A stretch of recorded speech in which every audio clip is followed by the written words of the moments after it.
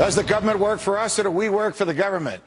Is the best government really the one that governs the least? Can we ever have a government that stays within the confines of the Constitution? If the Constitution was written to keep the government off the people's backs, why is the government all over us? Tonight, whatever happened to freedom?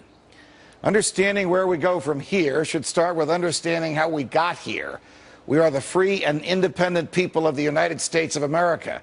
We are free because those who preceded us fought a war against a person who was then the world's grandest king and who presided over what was then the world's grandest empire. The Founding Fathers risked, as they like to tell us, their lives, their fortunes, and their sacred honors for the freedom and independence they won and we have inherited. But they were not saints. And initially, their cause was not popular. From the records available today, the people who measure historical trends have concluded that in 1776, only about one-third of Americans supported the revolution, about one-third of Americans opposed it, and about one-third of them didn't care. When I first looked at these numbers, I thought, in 1776, this was the grandest fight for the greatest amount of freedom for the most people at any point in history. So who could possibly oppose it? And who in their right mind could not care?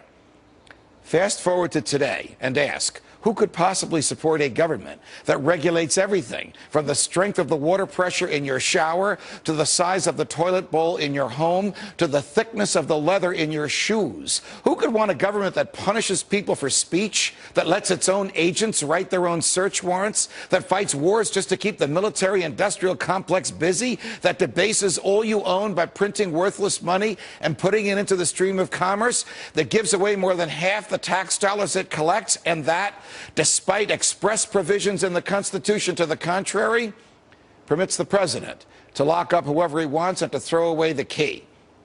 Perhaps the colonists who didn't care if they freely chose their government or were cared for by a benevolent tyrant had an odd way of knowing what was coming. Perhaps those who opposed the revolution were afraid to take on the king, to challenge authority, and to risk their comfortable lives for the unknown. Well, we all know what happened. A relatively small part of the population pushed the culture and society toward freedom. And the freedoms that they chose were pure. I mean, after we won the revolution and wrote the Constitution, the new government and the political class assured all Americans that they could think as they wished and say what they thought and publish what they said, that they could associate or not associate with anyone. They could worship as they chose or choose not to worship. They could defend themselves with guns even against tyrants. That troops would never enter their homes, that only neutral judges would issue search warrants, and that the government could not take their lives, their freedom, or their property without a trial, at which their fault would be proven in front of a neutral jury. All this was guaranteed to the first generation of Americans and to their posterity, that would be us, because much of it had been denied them by the king and the parliament, and because Americans came to believe, even the one-third that were afraid and the one-third that didn't care, that these rights are ours by virtue of our humanity. Whether you believe that we are the highest order of natural selection, or whether you believe, as I do, that we were created by God in his image and likeness, you know in your heart that these natural yearnings, as St. Thomas Aquinas and Thomas Jefferson called them, are our natural rights, are a part of our humanity, and cannot long be denied us. And yet, they have been denied.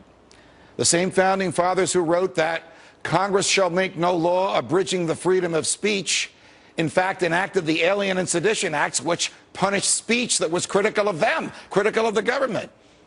This happened because people were afraid to challenge the tyranny of the majority.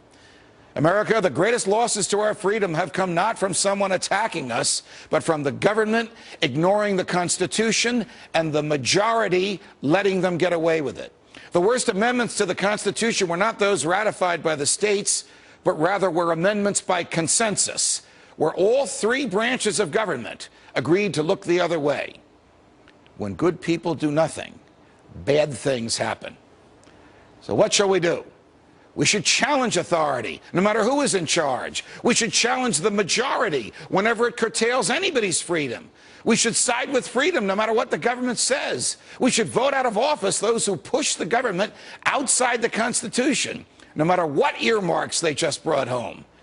And we should make the government afraid of us. Afraid of us. Because as Jefferson reminded us, when the people fear the government, there is tyranny. But when the government fears the people, there is liberty. From New York, defending freedom. Everybody's freedom whenever I can. So long, America.